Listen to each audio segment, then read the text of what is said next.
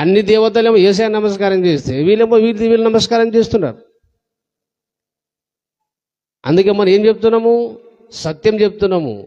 భూమిని ఆకాశం సృష్టించిన వాడే నిజమైన దేవుడు. భూమిని ఆకాశం సృష్టించకపోతే ఈ బిల్డింగ్ను బంగారం మార్చిన వాడు దేవుడు కాదు. చచ్చిపోయిన లేపిన దేవుడు కాదు. లేపుడు కానీ చెప్తున్నా. హల్లెలూయా.